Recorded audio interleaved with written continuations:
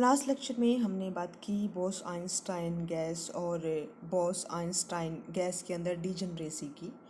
और उसमें हमने डिफ़ाइन किया था क्रिटिकल टेम्परेचर। क्रिटिकल टेम्परेचर क्या होता है कि ऐसा टेम्परेचर जो कि बाइफरकेट करे किसी सब्सटेंस की नॉर्मल स्टेट और बोस आइंस्टाइन कंडेंसेशन के बीच। तो क्या होता है आपके सिस्टम में कि अगर आपका सिस्टम का कौन सा सिस्टम का बोसोनिक सिस्टम का टेम्परेचर क्रिटिकल टेम्परेचर से कम हो तो उस केस में ग्राउंड स्टेट के अंदर बहुत सारे बोसोनिक पार्टिकल्स आ जाते हैं। और इस तरह की स्टेट जिसमें ग्राउंड स्टेट के अंदर at temperature vary very less than critical temperature बहुत सारे बोसोन्स हों तो उसको आप इस कंडीशन को बोलते हैं बोस आइंस्टाइन कंडेंसेशन। कि आपके जो पार्टिकल्स हैं जो बोसोनिक पार्टिकल्स हैं वो कंडेंस होकर एक ही स्टेट के अंदर आ गए। कौन से स्टेट के अंदर? ग्राउंड स्टेट के अंदर। ये आपको याद रखना है। और ये फिनोमिना कब होता है? एट अल्ट्रा लो टेम्परेचर्स की, मतलब ऐसे टेम्परेचर जो एब्सोल्यूट ज़ीरो के बहुत करीब हो, उस टेम्परेचर रेंज में बोस आइंस्टाइन कंडेंसेशन का फिनोमिना होता है। तो वहाँ पे हमने एक बात डिस्कस किया था कि for the temperature less than critical temperature आपका जो ये सॉल्यूशन था, जो आपका ये इक्वेशन था for total number of particles, इसका सॉल्यूशन एग्जिस्ट नहीं करता। ठीक है, ये इक्वेशन का सॉल्यूशन एग्जिस्ट करता है अगर आपका टेम्परेचर ग्रेटर देन टी हो। अगर क्रिटिकल टेम्परेचर से हायर टेम्परेचर्स की बात करते हैं तो आप इक्वेशन नंबर 1 को सॉल्व कर सकते हैं। लेकिन अगर आप डिस्कस कर रहे हैं in the temperature ranges less than critical temperature, तो उस केस में जो फर्स्ट इक्वेशन है इसका कोई सॉल्यूशन एग्जिस्ट नहीं करता। तो कहने का मतलब ये है कि हमें temperature less than critical temperature के जो टेम्परेचर रेंजेस हैं उनके ऊपर आपका जो सिस्टम है उसको एक डिफरेंट मैथमेटिकल ट्रीटमेंट से उसको सॉल्व करना पड़ेगा। उससे बाद हम क्या डिस्कस करते हैं कि आपका एक सिस्टम है बोसोनिक सिस्टम जिसके अंदर आपने बोस आइंस्टाइन गैस ले रखी है। बोस आइंस्टाइन गैस में जो आपके एनर्जी लेवल्स है वो बहुत ही क्लोज है। तो आपका जो डिस्क्रीटनेस है वो कॉन्टिन्यूटी में कन्वर्ट हो जाता है if your energy levels are closely lying. तो उसी आर्ग्यूमेंट के तहत हमने यहाँ पे लिखा n is equal to integration of zero to infinity n u d u. Okay, तो यहाँ पे एन यू डी यू क्या है कि number of bosons that have energy range from U to U plus D U, कि कितने number of bosons होंगे इस एनर्जी रेंज में, वो आप इक्वेशन नंबर 2 से दे सकते हैं। जहाँ पे जी यू क्या है? जी यू एक आपको जो एनर्जी लेवल है उसके बारे में बताता है और जी यू की वैल्यू क्या है? That is equal to this. ये हम लास्ट आर्टिकल में हमने कैलकुलेट किया था। तो ग्राउंड स्टेट में एक बड़ा ही पिक्यूलियर बिहेवियर यहाँ से हमें देखने को मिलता है। ग्राउंड स्टेट में हमने कहा कि एनर्जी ज़ीरो है। मान लो for the ground state energy the value of reference energy that is your ground state energy is zero. आपने ग्राउंड स्टेट एनर्जी को ज़ीरो ले लिया। तो ग्राउंड स्टेट एनर्जी को जब आपने ज़ीरो लिया तो उस केस में आपका जी यू, अगर आप यहाँ पर यू को ज़ीरो पुट करेंगे तो then you value of g u that will came out to be zero. तो ग्राउंड स्टेट एनर्जी के लिए आपने कहा कि जी, जो इक्वेशन नंबर 2 है, इक्वेशन नंबर 2 कह रही है कि ग्राउंड स्टेट एनर्जी के लिए जी यू नॉट की वैल्यू आनी चाहिए ज़ीरो। इसका मतलब क्या हुआ कि कोई भी एनर्जी स्टेट लाइन नहीं कर रहा है। आपका जी नोट किसको रिप्रेजेंट करता है? जी यू रिप्रेजेंट करता है एनर्जी स्टेट को, कि वहाँ पे कुछ ना कुछ एनर्जी स्टेट है, मतलब वहाँ पे पार्टिकल जा सकता है। लेकिन आप अगर आपका जी यू नॉट आप ज़ीरो बोल रहे हैं, इसका मतलब है कि वहाँ तो एनर्जी स्टेट ही एग्जिस्ट नहीं करती, तो वहाँ पे पार्टिकल्स के एक्यूमुलेट होने का तो मतलब ही नहीं है। इसका मतलब क्या हुआ कि जो आपका इक्वेशन नंबर 2 है वो आपका जो ग्राउंड स्टेट बिहेवियर है उसको एक्यूरेटली नहीं बता सकता। तो equation number 2 is not valid for ground states. For the states that are higher than ground state for the temperature greater than critical temperature, equation number 2 is valid. लेकिन equation number 2 ground state के लिए temperature range is less than critical temperature पे valid नहीं है। क्यों?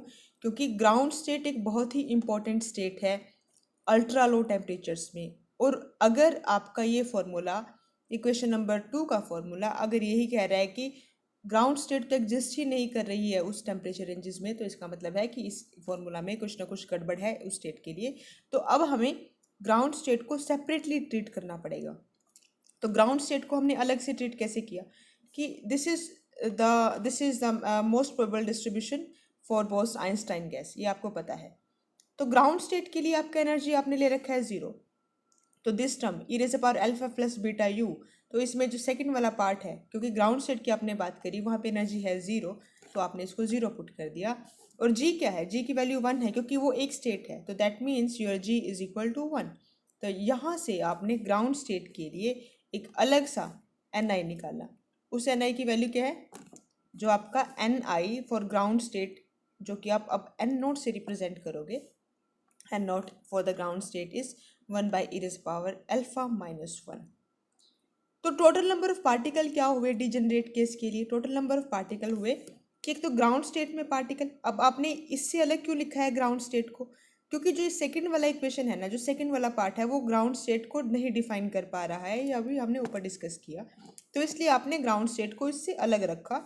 और जो बाकी है एन डैश क्या है, number of particle that are existing in the states higher than ground states at the temperature less than critical temperature, कि क्रिटिकल टेम्परेचर से कम टेम्परेचर्स में एन डैश क्या रिप्रेजेंट कर रहा है, एन डैश वो पार्टिकल है जो ग्राउंड स्टेट को छोड़ के बाकी जो स्टेट्स हैं उन सब में एग्जिस्ट कर रहे हैं।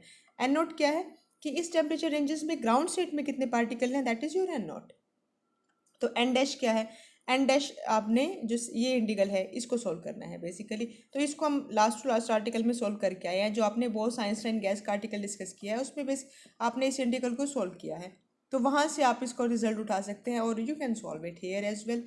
तो आपको पता है कि यहाँ पे जो फंक्शन डिफाइन आपने किया था एफ वन एल्फा, इसका जो मैक्सिमम वैल्यू है एफ वन एल्फा का, यू कैन यूज़ दैट, इसका मैक्सिमम वैल्यू है 2.612, ठीक है। और at critical temperature, critical temperature पे डीजनरेसी पैरामीटर मैक्सिमम होता है, that is your t d is equal to one.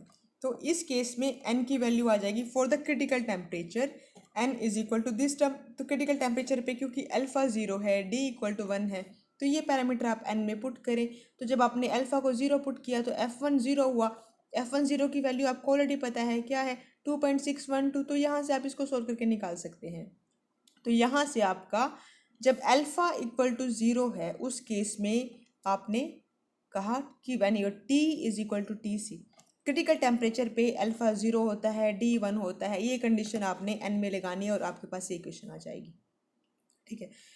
लेकिन बाकी किसी जनरल टेम्परेचर पे आपने जो अल्फ़ा की वैल्यू है वो ज़ीरो पुट नहीं की, उसको आपने अल्फ़ा ही रखा। तो आप दो टेम्परेचर्स को कंपेयर कर रहे हैं, एक तो कोई टेम्परेचर टी उसकी जो कि आपको मिला इक्वेशन नंबर 6 से, और दूसरा टेम्परेचर है आपका क्रिटिकल टेम्परेचर जो कि इक्वेशन नंबर 5 से मिला, दोनों को कंपेयर करें, रेशो कर ले लें, तो यहाँ से आपको एन डैश की वैल्यू मिल जाएगी। एन डैश की वैल्यू क्या आई, that came out to be N into T by T C raise the power 3/2 F one alpha by F one zero. अब इसको आपको फर्दर और सोल्व करना है। एन डैश क्या था, एन डैश था वो पार्टिकल्स जो कि आपके जो ग्राउंड स्टेट है उसको छोड़ के बाकी जितनी भी स्टेट्स हैं सिस्टम में इसमें लाई करते हैं, okay, that was your n dash, वो आपने इक्वेशन नंबर 7 में कैलकुलेट कर लिया। एन डैश की जो मैक्सिमम वैल्यू है वो आएगी कब, जब आपका अल्फा हो जाएगा ज़ीरो। क्यों, क्योंकि जब आपका अल्फा ज़ीरो होता है तो उस केस में this F one alpha is maximum, तो F one alpha that is equal to F one zero that has maximum value and its value is 2.612 जो कि आपने ऊपर कही थी। तो एन डैश की जो मैक्सिमम वैल्यू होगी that will give you this, n dash की वैल्यू क्या होगी, n into T by T c की 3 तो मैक्सिमम नंबर ऑफ पार्टिकल, हमने कहा यहाँ पे maximum number of particles occupying the state above ground state. Ground state से आप क्या कर रहे हैं, आपने एक सिस्टम ले रखा है, सिस्टम में क्या है, बोस आइंस्टाइन गैस है, उस बोस आइंस्टाइन गैस को आपने रख रखा है किसी टेम्परेचर टी पे जो कि इस गैस के क्रिटिकल टेम्परेचर से कम है। तो इस स्टेट में आपकी जो सिस्टम है ये, इसमें डिफरेंट डिफरेंट एनर्जी लेवल्स हैं, जिसमें से सबसे कम एनर्जी वाला है आपका ग्राउंड स्टेट एनर्जी लेवल, ठीक है। तो ग्राउंड स्टेट एनर्जी लेवल में n naught number of bosons है, n naught number of this Bose Einstein gas particles हैं, और बाकी एनर्जी लेवल में n dash number of particles हैं। ये मैक्सिमम एन डैश की वैल्यू आपने इक्वेशन नंबर 9 में निकाल रखी है। तो आपके ग्राउंड स्टेट में कितने पार्टिकल्स हुए, ग्राउंड स्टेट में पार्टिकल कितने आएंगे, कि टोटल पार्टिकल कितने हैं, उसमें से अगर आप बाकी स्टेट्स के पार्टिकल माइनस कर दो तो आपके पास आ जाएंगे ग्राउंड स्टेट में पार्टिकल्स कितने हैं। तो total particle is your n, तो number of particle that are lying in the energy state above your ground energy state that is your n dash. So number of particle occupying the ground energy state given by this n minus n dash, that is just what I explained. So this is what happened in the Bose-Einstein condensation. For the temperature less than the critical temperatures, number of particle that falls in the ground state energy that increases rapidly. तो जिसकी वजह से आपकी जो lowest energy state है वो field हो जाती है with large number of bosons. लेकिन ये बिहेवियर सिर्फ कुछ पर्टिकुलर कंडीशंस के साथ ही दिखाई देता है। पहली कंडीशन क्या है कि आपका जो टेम्परेचर है वो लेस देन क्रिटिकल टेम्परेचर होना चाहिए। And that would be all for this article.